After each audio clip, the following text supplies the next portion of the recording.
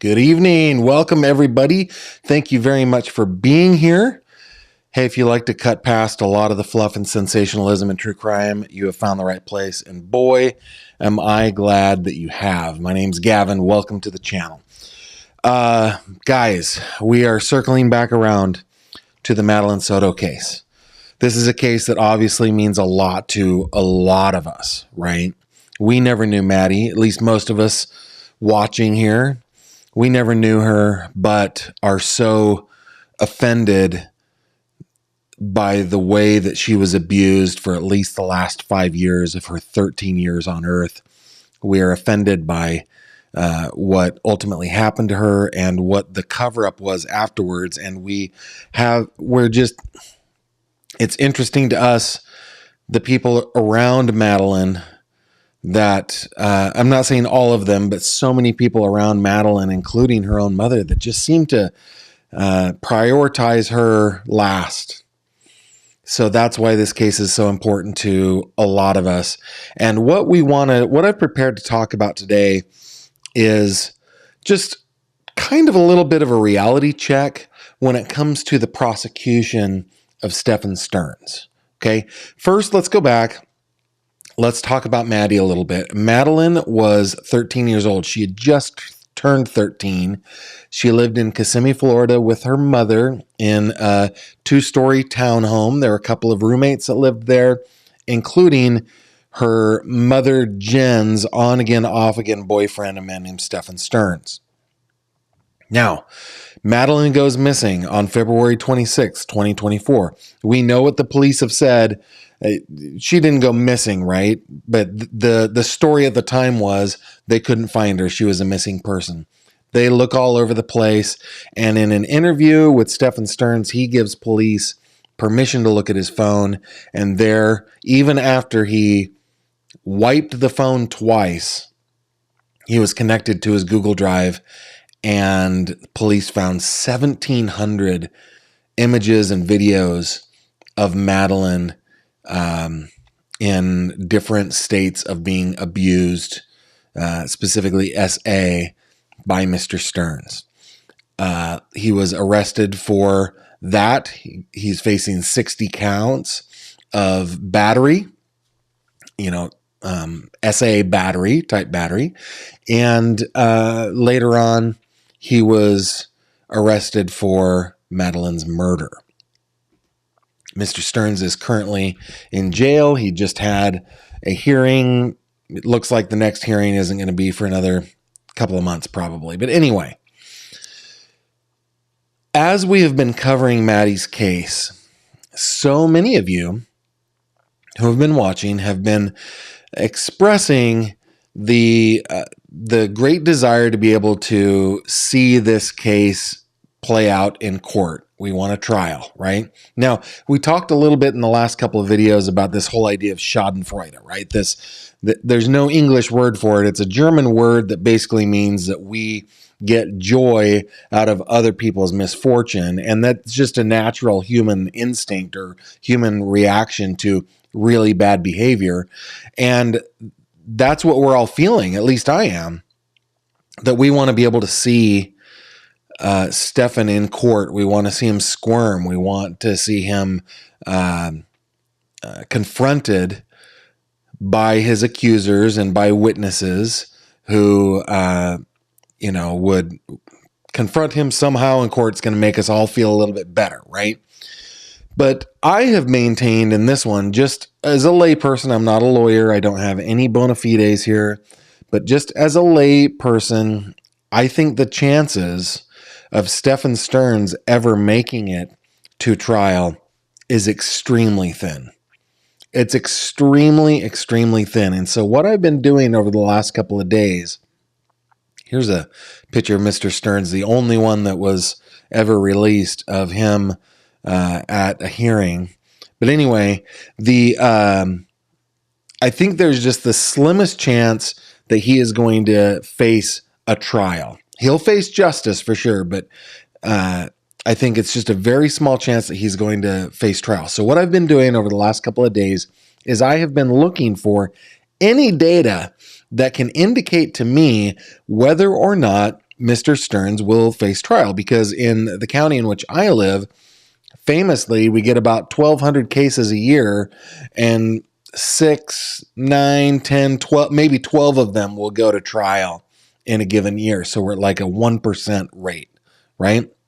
Well, I did find a document from the Florida Office of the State Courts Administrator. And this is about, what is it, a 22-page document, and it has, tables and charts and graphs that give us an indication of how cases are disposed of in Florida. For example, this chart right here, this is what we're looking at. There are a total of 29,633 cases that are brought in the 9th District. Of course, you have to subtract out the misdemeanors, the criminal traffic, the municipal ordinances. There are no municipal ordinances in Florida against murder. DUIs, we have to subtract out all those. But we can, as we go through this, we can find the data. And so we're going to get to that here in just a minute. But first, what I would like to do is take you over here. This is, let me see, give me a second. I need to go all the way up here. I want to talk a little bit about kind of the incentives for plea bargains. What a plea bargain is, it's a bargain where the defendant pleads guilty to certain crimes, and the district attorney or the state's attorney, depending on where you are, will offer concessions if the person will take the plea. I hate plea bargains. I understand and accept why they exist, but I hate them because I want everything to go to trial. And I think that prosecutors do abuse the plea bargaining system, especially against defendants who don't have good representation or do not have above average intelligence, that sort of thing. But they are baked into our system. It's part of the deal, and it's an important part of the deal, because otherwise, if we were looking at 29,000 cases a year, I don't know how we could build a court system big enough to address that just in one district in Florida, right? So, okay, plea bargains, what they do is they allow the defendants to plead guilty, usually to lesser charges, and usually at the promise that the prosecutors will ask the judge to give them a lesser sentence.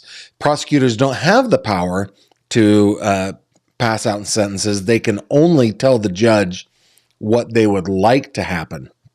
And I actually watched a case here in my county where I was sitting through hearing after hearing after hearing one day, and I think they did 19 or 20 that morning, and the judge basically sentenced everyone to the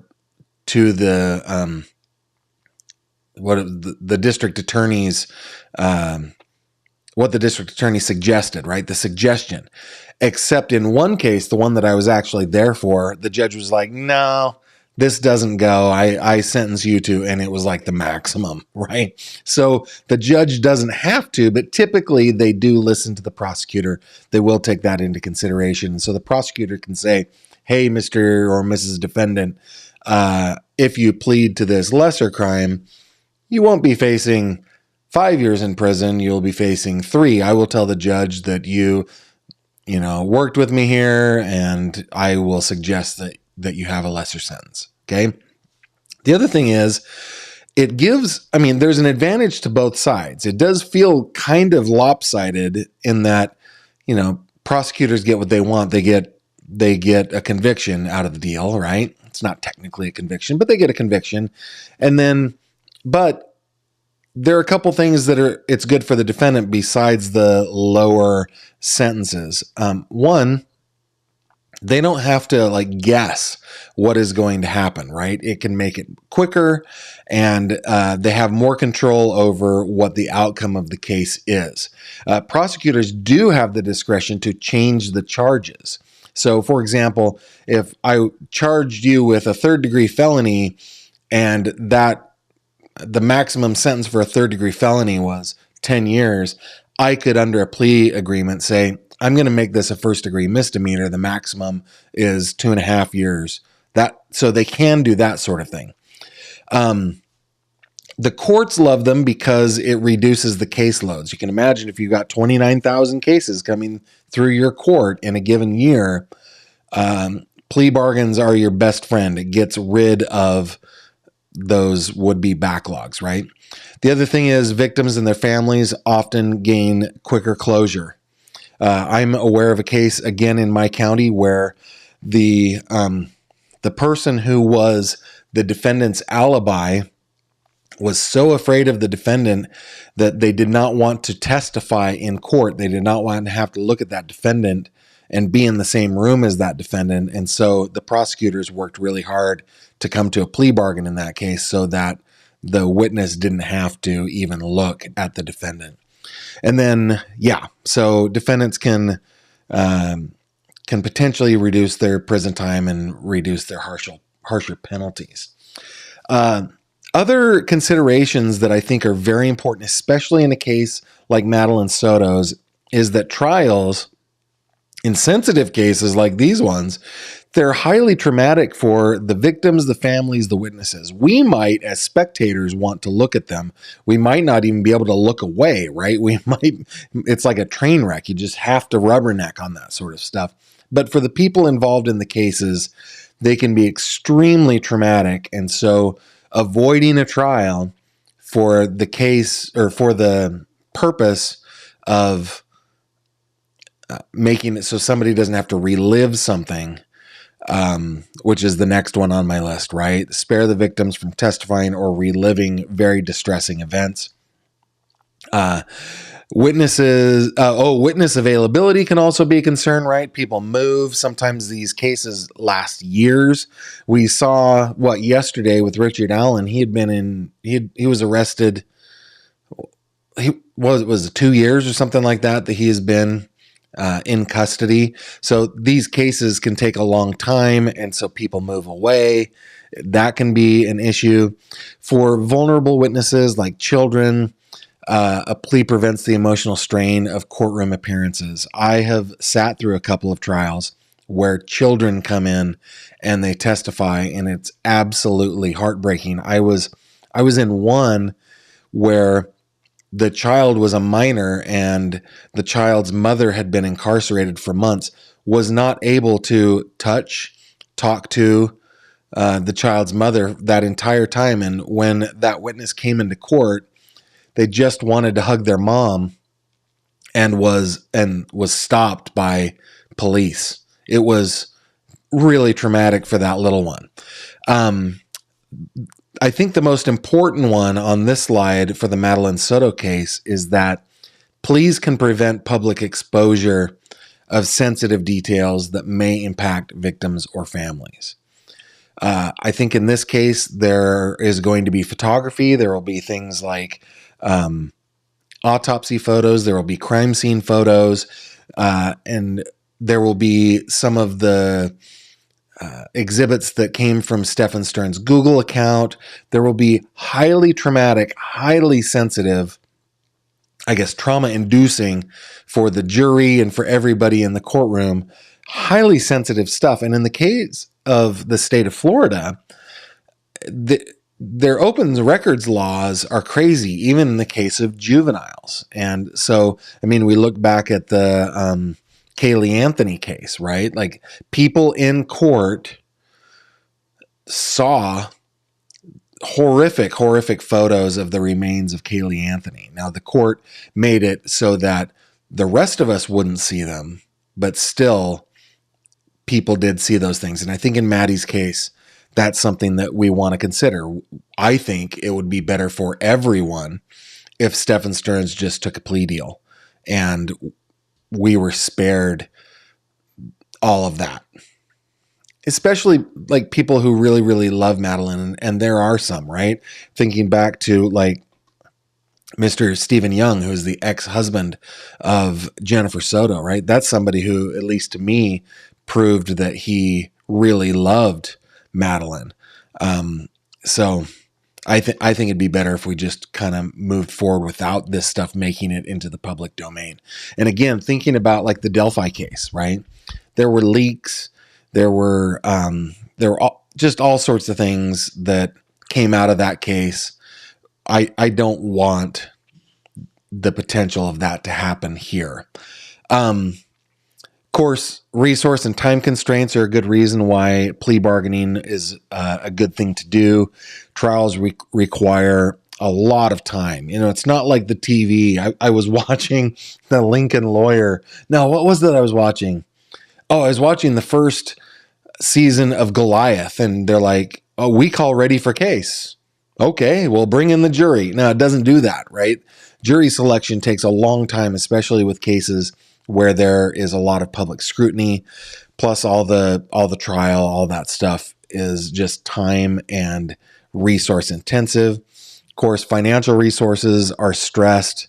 There are high caseloads that make it impractical for every case to go to trial. Yeah. So anyway, yeah, and plea bargaining also makes it so that other cases that should make it to trial have the ability to do that. Sometimes when the evidence is so strong, that gives an incentive to defendants to plead. So, and I think this is the case in Stephan Stern's case, right? I think they've got so much evidence on this guy from his own computer. I think that pressure will probably lead him to take a plea. I'm confident his defense attorney will go, we got to plea this out. Yeah, prosecutors sometimes push for plea deals when evidence is weak. I don't think that's the case here. Yeah, and I don't think that most of the evidence here is circumstantial. I think there's very good evidence, but let's see. For complex cases, a plea deal can prevent lengthy and costly evidence examination in court. You're getting expert witnesses and so forth.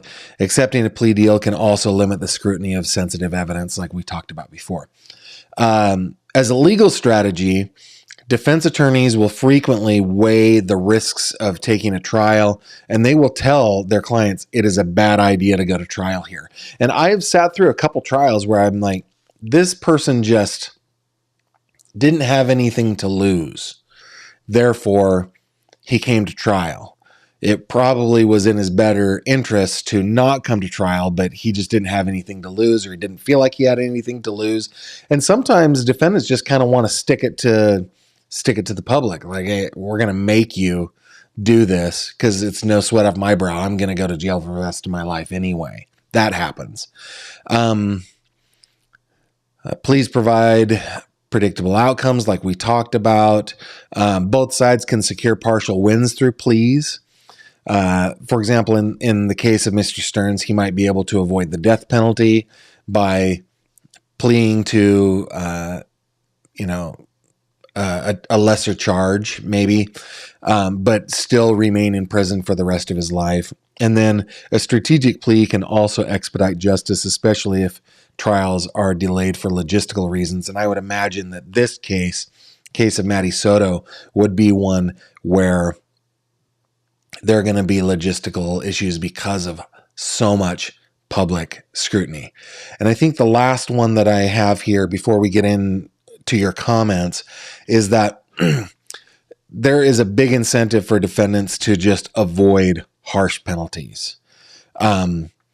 Some judges, some jurisdictions can just say, you know what, I'm going to go to the maximum every single time if this goes all the way to trial. And judges can get a reputation for that. And so defense attorneys are going, we do not want to take this to trial because you'll definitely get the needle. It's that kind of thing. Yeah. Accepting a plea deal may also allow defendants to avoid specific charges that carry mandatory terms. I don't think that'll be the case here in Mr. Stern's situation. So that is like the precursor to the data. Let's take a pause here real quick. And I want to come over to your comments just for a bit. Okay. Let's take this off. Here we go. I pray they have to charge Jen with abusing Maddie. The story is so sad. She had no one in her corner. That's true. Kelly says, I don't know enough about resetting your phone. Could there have been more than 1,700 images of Maddie that they couldn't retrieve? So my experience with Cellbrite on this, just so you guys know, storage in a device remains there whether the operating system has it marked as deleted or not. It stays there until it is overwritten by something else. So my guess is when Mr. Stearns reset his phone, sure, there would have been some things that were overwritten, but my guess is when they did the data dump on his phone, they were able to find more than just the 1,700 photos that were in the Google Drive and then the 35,000 other CSAM photos that were in the Google Drive. Having said that, I don't think that they need it in order to secure a victory here. I think probably if he had them on his phone, it was probably of Maddie. I was thinking the 35,000 other images, those, law enforcement officers are going to have to go through to try to identify victims, which is a very difficult thing. But thanks for that question. PJ, thank you for gifting a membership. Thank you very much. Gavin, why do you call him Mr. Stearns? Just unnerves me to hear him called that. I think it's because that's what I usually hear in court. And I kind of feel like number one, I don't want to be too informal with this case. I mean, the victim I'm comfortable being informal with. Some of the witnesses I'm comfortable being informal with, but it just becomes so easy to dehumanize a person the more informal and informal you go. And I think that in a legal setting like this, I just think that it's important to not dehumanize. I want to fight against that deep desire in my heart for some kind of karmic justice. That's probably the wrong way of saying it, but I want to fight against the Schadenfreude. The legal system is the most important thing here, right? We want to keep fidelity in the legal system. Therefore, we want Stephan Stearns to be well represented. We want the prosecution to be very prepared with their prosecution, and we don't want anything to take away from that. And so for me, I mostly call him Mr. Stearns just for the purpose of, okay, I'm going to give this guy human dignity, even though he didn't give that to Madeline, if what and I believe he did, but if what the police allege he did to Madeline, he didn't give her that dignity. He doesn't deserve it, but I think that I still want to do it for the sake of the fidelity of the legal system. That's how I feel about it. I might be wrong. Barb, Gavin, is failure to protect a chargeable offense. I have this radical notion that not every man who meets... Okay. Oh, gotcha. Failure to protect.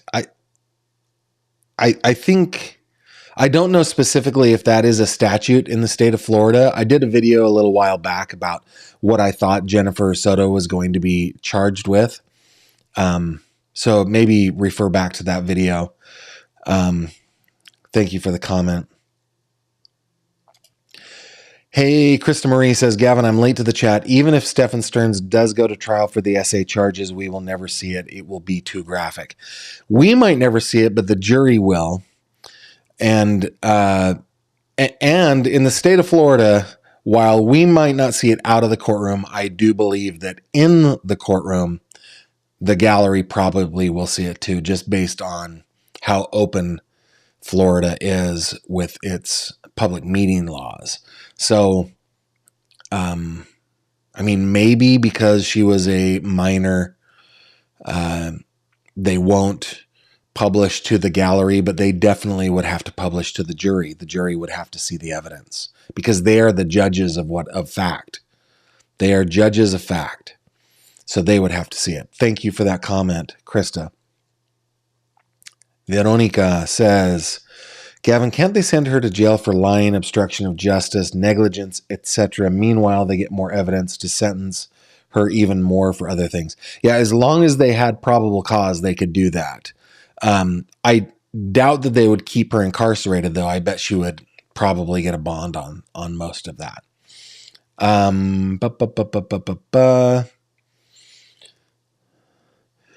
Kristen says this, and I'm looking up here. Yeah, I think I went through why the plea bargains exist pretty well. I'm sure you asked that before I talked about that. Joe says he's a coward. He'll plea out if he can. Yeah, I think I've said in the past that were I in his shoes, which I would never be in, but were I in his shoes, I think the only thing that I would plea out to was if I had a guarantee of no death penalty. Other than that, I'd take it to trial. Thank you very much, Marilyn Shell. Trying not to pat myself on the back too much, but thank you very much for that comment. If Stephan Stearns takes a plea, will charges be more likely for Jennifer Soto? Yeah, I mean, some of the reasons they might take a plea is they might say, we will give you lower charges if you tell us everything about what Jen knew or anybody else who might have abused Madeline. If you tell us about that and it leads to arrests, we're able to approve it, then yeah, I mean, it's possible. Great comment, Leslie. Thank you very much. Cassie says, Gavin, I hope he takes a plea. It will spare the people who actually loved Maddie from going through a trial and having all the details of her abuse shared in court. Yeah, he's too much of a bee to go to trial. I hope he takes a plea. I really do. Oh, yeah, Kelly says what I just said, right? Gavin, the only thing Stephan Stearns has to offer is to spill all about Jen Soto. Pat Longbert, Gavin, I still stand by my convictions that the prosecutors will offer a plea just to spare family of going through all the evidence in court. Yep, that has been good. Lynn says he may make a deal if he has been selling photos. Yeah, if he can link other people to his crimes that police are unable to. Jana asks, Gavin, can the prosecutor insist that this case not be plea dealed out? Yes. Prosecutor is under no obligation to offer a deal. That is a great question.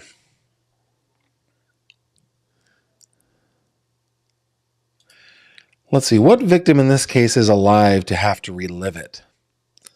Let's talk disabilities. That is a good question. I mean, other than we all kind of want Jen to have to relive it, right? Because, we all I'm not saying all of us. I feel, or at least I shouldn't say all of us. I should say I feel that I have that schadenfreude, right? I want Jen to relive it. But there are other people in her life that loved her, like Mr. Young. And they didn't seem to do anything about it, but I think her grandparents probably too. School teachers and friends, and there's just so many. There are probably hundreds of people that would be impacted by a trial. And yeah. Michelle Rica Rome, thank you for your kind comments. I'm trying really hard not to pat myself on the back, but I love those comments. Thank you. Dom's mom says, praying everyone who contributed to Sweet Maddie's CSAM and death is held accountable. I think we all feel the same way. Thank you very much. Zach says some things are best left unseen and unknown. I agree. Thank you, Susan, for the kind comments.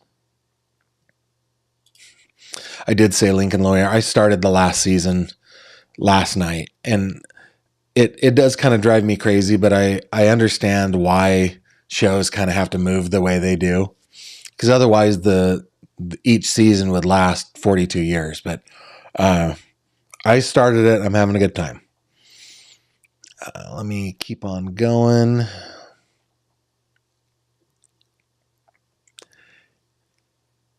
Let's see, Marla, because he pleads guilty, thus the judge does it all. I mean, the judge will have to sentence and so forth, right? If Stephan Stearns, Faith and Repentance says, Gavin, if Stephan Stearns wants to implicate Jen Soto, when, how should he go about it? Wait until trial like he told his parents, or should the lawyer be informed and inform the prosecutors immediately? This is going to be something that his lawyers are going to have to determine, or his lawyer is going to have to determine what is the right timing on this. Hopefully, Mr. Stearns is talking with his lawyer frequently and in private because, again, we want to protect the fidelity of the case. And hopefully they are coming up with the strategy to bargain for the best deal for him. But I think that the best deal is probably just life in prison. And I'm comfortable with that. I don't think that he would ever get anything less than that in a plea bargain. So I don't know when and how he should go about it. I'm not a lawyer, but I hope that he is well represented, again, because we want the law to remain true. Dom's mom, welcome to Fanatic. Glad you're here. This might be a good time for me to go back. Okay. Yes. All right. So I'm going to go back to my keynote over here. Okay. All right. Now we're going to get into this document, the document that I showed you earlier. And there's so much data in it. Fortunately, I am a data analyst. This is one of the things that I do.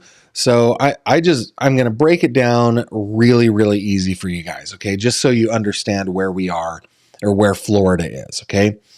In District 9, which includes both Osceola and Orange counties, like I showed you in the document, there were 29,633 cases brought to the court in the 2022-2023 year. Their, I don't think they call it their fiscal year, but their whatever year they call that. Okay. This is the latest data that's available that I could find. Okay. When we subtract out all the misdemeanors, all the traffic stuff, all the DUIs, and all the municipal ordinances, which there wouldn't be any felonies in any of the municipal ordinances, we're left to 1,290 cases. So out of those 1,290 cases, 39 of them in that year went to trial. That means that's 3% of felony cases, which means about 97% of criminal cases in District 9 never make it to trial, which is about the same as the state average. Like it's within a couple of hundredths of a percent. When the cases went to trial, 19 of those 39 were either acquitted or dismissed. So those dismissals can come for a lot of reasons. Sometimes the state's attorneys will drop charges. Sometimes the judge will just simply dismiss it based on emotion, based on some kind of malfeasance. There's lots of reasons they might dismiss it. But also, and they didn't divide out which ones are acquittals, which ones are dismissals, but 19 of them are acquitted or dismissed. After they go to trial, you can still plea, right? So out of those 39, 2 of them pleaded out.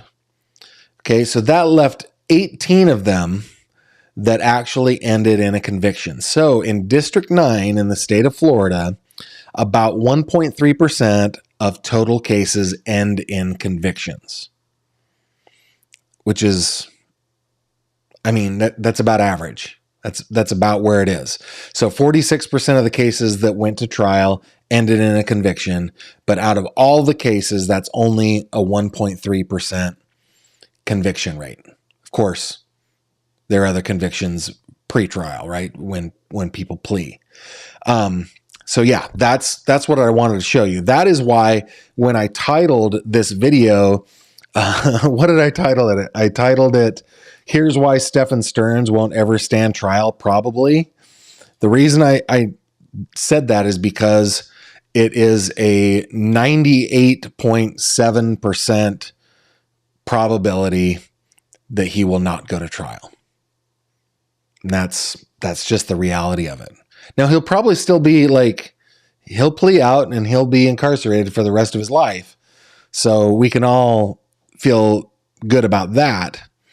But yeah, that's the reason why I believe that this won't ever go to trial. All right, let's go back to your comments.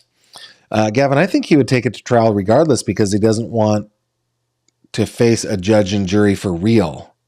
Maybe you're saying I think he wouldn't take it to trial. Yeah, I don't know that you'd want to face anybody in real life. And I have to say, though, I am frequently impressed when I go to these, to hearings and to trials and to sentencings and preliminary hearings and all the different hearings that I cover on pretty frequent basis. The prosecutors, the judges, the bailiffs, everybody in the courtroom are extremely respectful to the defendants, even when those defendants have it is alleged that they have done some horrible, horrible things. And in some cases, they've pleaded to it or been convicted of it, and they still are extremely professional about them. It's pretty cool to see. Mooney says, Gavin, they should ask Maddie's stepfather, Stephan, what he wants. He seems to be the only one who really loved her. And, Mooney, you put your finger right on it. Prosecutors will talk to the family members and loved ones of the victims. In most courts, there are victims advocates that work for the court that help them through the whole process. Usually by the time a case makes it all the way to trial, the family members of the victim are on a first name basis with the prosecutor and with all of the staff in the prosecutor's office, including those victims advocates. So I hope they should. I hope they do, and I think they will, Mooney. Great comment.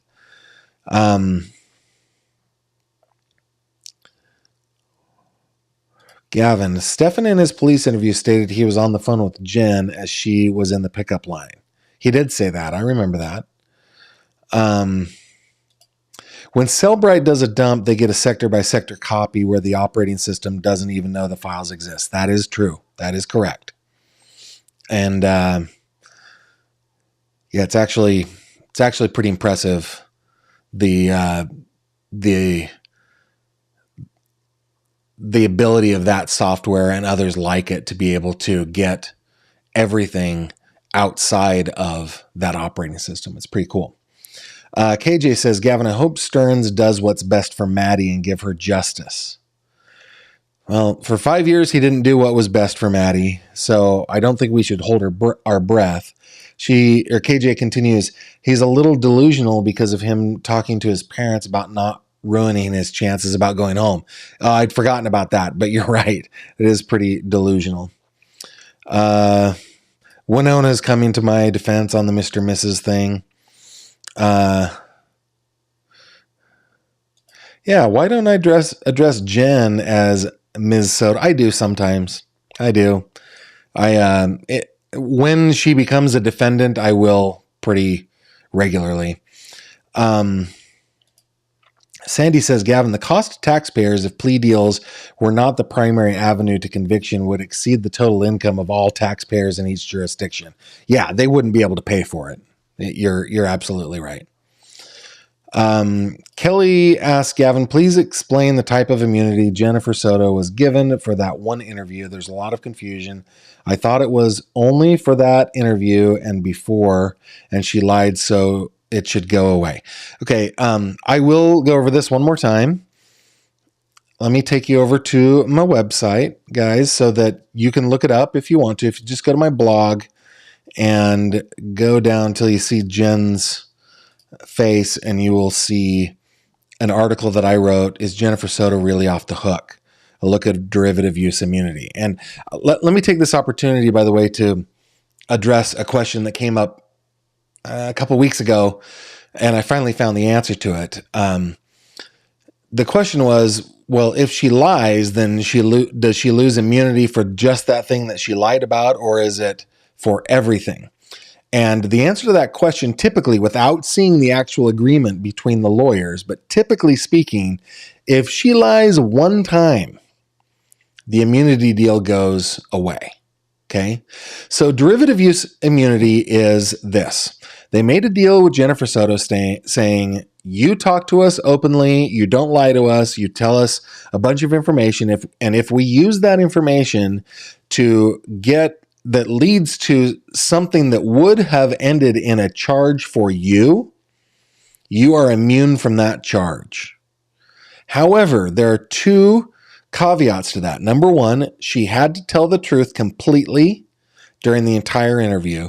And number two, if they could get to that information another way without Jennifer Soto's testimony, let's call it, then she does not have immunity for that thing.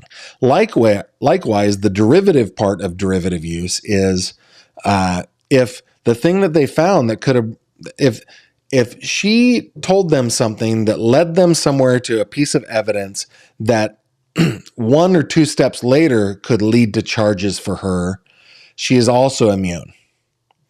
Same caveats apply. That's what the derivative use immunity is. It's not blanket immunity. It's not full and complete immunity. It's not. It's probably the best deal she was going to get. And I think that the questions that they asked her in that meeting, I think a lot of them were designed to catch her in a lie if she did lie. So hopefully that answers your question, Kelly. Thank you for the question. Gavin, will we get the interviews of Stearns from after his arrest at some point? I think he asked for a lawyer. So I doubt there are more interviews, but eventually, if basically the stuff that is held back is stuff that would hurt the state's case against him. It is shocking the amount of stuff that we've gotten on this case already. I mean, no other state is as open as Florida is in a case like this. Excuse me just a second. Let me grab a cough drop here, guys.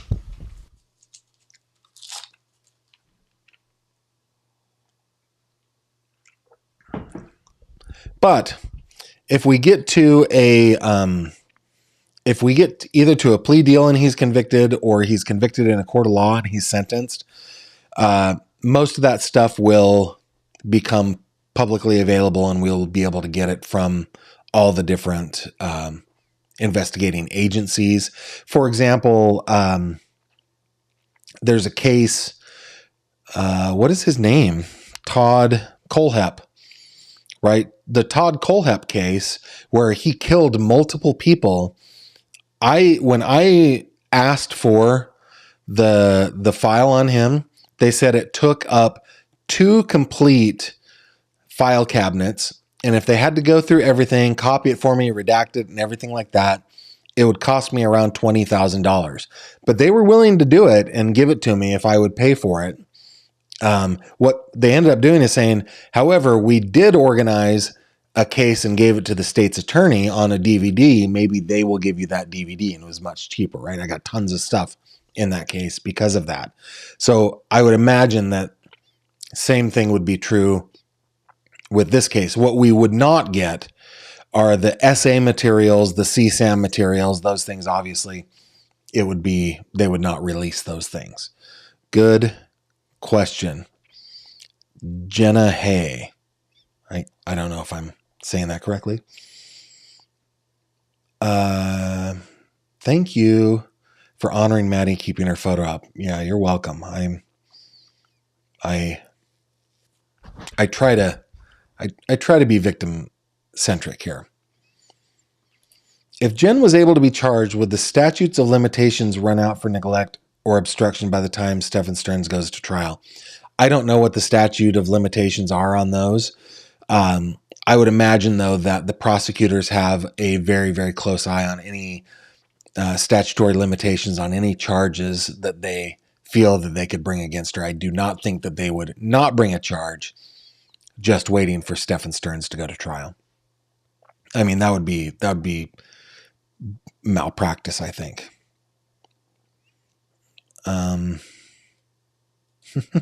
Has anyone suggested our chat be named the Fish Bowl? Hey, that reminds me, guys, when you go to my website up here in the corner, that little fishy right there will take you to the fish tank. It's not the fish bowl, but it'll take you to the fish tank where we talk about all things true crime. If you guys would like to come and join us, we've got like 2,800 members already. Come and join us if that's your deal.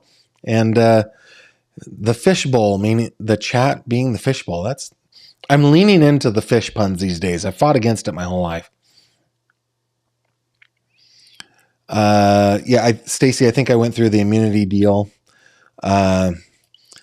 Kim says, Gavin, I think it'll be hard to seat a jury. Yeah, I think you're right. I think it'd have to be in a different county, and I think they would have hundreds and hundreds and hundreds of potential jurors in that pool just to find 15 or 16 people that could be the 12 jurors and the alternates. How long will it take for them to offer a deal? Could it be years at this rate? Yeah, it could be. I mean, he's waived his right to a speedy trial. So, I mean, depending on the motions that happen over the course of this, it could be years. It could be. I mean, I just sat through a trial here in Western Pennsylvania that was pretty darn straightforward. And it was 2 years from the time he was arrested to the time he was convicted.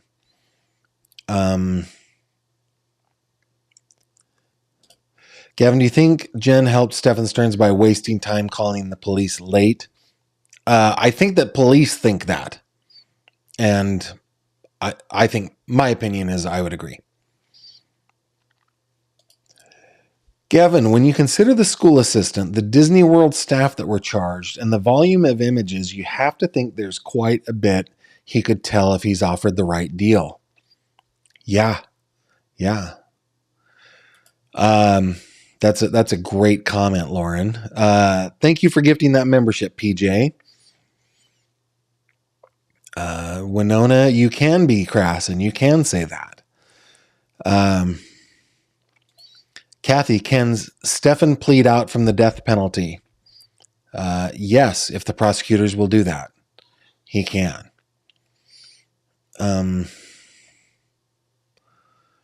Let's see. It just refreshed on me. Give me a second. Gotta scroll back up. There we are. Okay.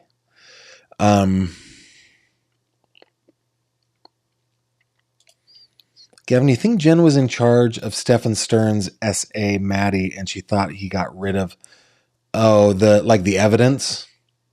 Yeah. I think that she either knew or should have known. That's what I think. That's just my opinion. Leslie, thank you very much for the super sticker. I deeply appreciate that.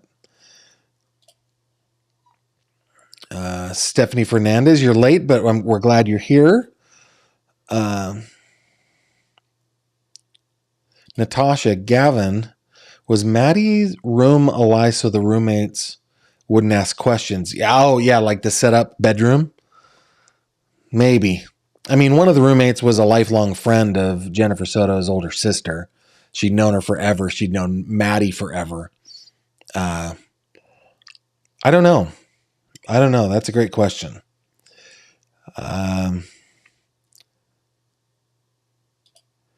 Hey, Gavin, this is a great presentation. Really enjoyed this and possible charges when you... Okay, I will do more of these kinds of things that are really just my opinion. They're not like getting into documents, but I will do this from now on. This is the second one. Hey, good to see Duty Ron here. Duty Ron, we love you. Hope you're doing well, man. He says he'd bet his pension Stephan Stearns will never get a plea deal. I don't know. I would not bet my pension, my non-existent pension. And like, I don't want to just like blatantly disagree with you, Ron, but if I were the prosecutor, I would want the deal. because, well, hold on. Let me think this through here for a second. Florida does indeed execute people. I'm waffling. In my mind, I'm waffling. Come back to me in a couple days, maybe. But thanks for the comment, Ron. And we all love you. Thanks for being here.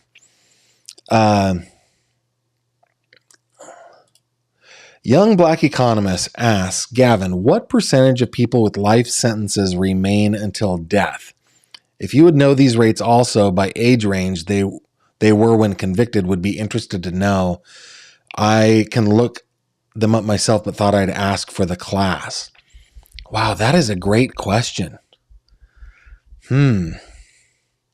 I don't know the answer to your question off the top of my head, but that is causing my wheels to turn. Let's see, mods, Autumn and Jamie, I see that you're here. Maybe you can create a poll and ask if people would like to see a video on that. That's a really good question. I would do the poll, but I haven't done it yet. I don't know how to do it. Crystal Pontac, what is that flag? I'm not familiar with that flag, but Gavin, this is my first live. We know that Stephan Stearns is up for death. What about Jen as an accomplice? Our law abolished the death penalty in the 90s, hence interesting. Yeah, Florida is one of the states in the United States that still does have the death penalty. I don't know. I'd have to look at the statutes to know for sure what do they call that? Accomplice after the fact or accomplice before the fact. I'd have to look into that for you. Maybe, you know what, guys, head over to the fish tank and put these questions over in the fish tank so that we can chat about them. And then maybe we can do a video on them. Thank you for the questions. Let's see. Keep going. Gavin, I was wondering how Stephan Stearns was able to store CSAM on Google Cloud. Don't commercial storage systems regulate or police these types of downloads? Or is it a privacy breach? Google spies on all users. I honestly don't know what their privacy policies are when it comes to images and videos. That's a great question. That might be something that is asked societally that could change the way Google behaves, because you're right. 1,700 videos and images, 35,000 other images. That is a lot.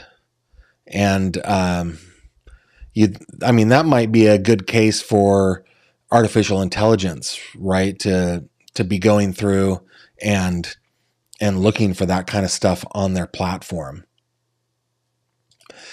Gavin, when will he go to court? I did see that there was a court hearing scheduled, but I don't remember off the top of my head. My guess is it won't happen. There'll be some kind of motion. Gavin, is there a trial date as of now? There is. I just can't remember what it is. It'll never happen at that point. It'll be pushed back. It'll continue to be pushed and pushed and pushed. Let me just keep going through here. Elaine saying, Gavin, I hope you're not related to Albert Fish. Not to my knowledge. If you go back far enough, we're all related to everybody. In fact, you guys always ask questions, not always, but you guys sometimes ask questions about the house because you see like the Tiffany glass and stuff like that. After we moved here 7 years ago, it was before we moved here, I did a whole bunch of research on the original owners of this house. And I'm a person who really enjoys family history. I went back, I think it only took me 6 generations back. And it turns out that I am a cousin to the original people who built this house. So Kimberly and I like to say that we bought a family home in Pennsylvania. But if you go back far enough, we're all related to everybody. Okay. Let's see. Man, it just refreshed again on me, guys. How long have we been going? 54 minutes. Okay, let me just really quickly go through this real quick. Yeah, you guys. Oh, you guys can't create polls? Okay, I got to figure out a way how to do that. Yeah, great questions. Yes, I did mean that. Thanks, Content Angel. All right, a couple of other things. Zach in Florida says, Gavin, Google, Microsoft, etc. use hashes. I know that said et al. I said etc. Use hashes to check images as uploaded against databases of known CSAM materials. Does not work for unknown images. Images encrypted in zip files, etc. Thanks, Zach. Zach, you and I ought to touch base. It does seem like you have a pretty good technological background. I'd love to talk to you about that sort of stuff. Autumn's been counting 9 yeses and 0 nos. Okay, I think that probably is pretty good. Guys, thanks for joining me tonight. Looks like we got about 1,700 people on the live stream tonight. I'm really grateful for that. We're going to be looking at a couple of different cases in the next couple of days, cases that we have not looked at on my channel before. And anytime I do that, if I like move away from the Madeline case or move away from Micah's case, I tend to get lower views, which is perfectly fine. I know a lot of you just really like this case. But if this is the kind of content that you like, please consider subscribing and coming back for my next live stream. I'm trying to remember. So tomorrow we will be talking about the case of Matthew Rastelli. Oh, guys, this is a case where the estranged husband of this woman was lured allegedly by her mother, and her brother back to American Fork, Utah, where police say they murdered him and tried to make it look like they killed him in self-defense. This is a crazy case. We've got some documents on this that I'm going to be going over. So please come back for that tomorrow at 7:30 p.m. Eastern. And then on Thursday, we are going to be going over the Suzanne Simpson case. This is one where they were a well-to-do, powerful couple, and she has been missing for over a month. He was charged kind of the way Stephan was to get him off the street. Stephan Stearns was to get him off the street. And then he was recently charged with murder. And while the probable cause affidavit for the murder case is sealed for the next 30 days, we do have some documents that we can go through on that case. It is... the stuff that I've read so far is absolutely fascinating. That will be Thursday at 7:30 p.m. Eastern. That's what the plan is so far. I always reserve the right to change it up if something happens, but that is what the plan is for now. Real quick before I go, I just want to make sure that I got. It looks like PJ Tyler just gifted another membership. PJ, thank you very much for doing that. You're very generous with my viewers and with me. Thank you for that. So, guys, please come back tomorrow and Thursday at 7:30 p.m. I'll be back on Friday too. Just looking for an update or a new case to take a look at. Okay, so please subscribe, hit that notification button, go over to the fish tank and join us there, because one of the benefits is Autumn and Jamie will send you out notifications through Facebook so you don't miss anything. All right, with that, guys, bid you adieu. Thank you very much for being here. I will see you on the next one. Take care. Thank you very much for watching this video. If you liked what you saw, please consider subscribing. And if you have any questions or comments, please leave them below.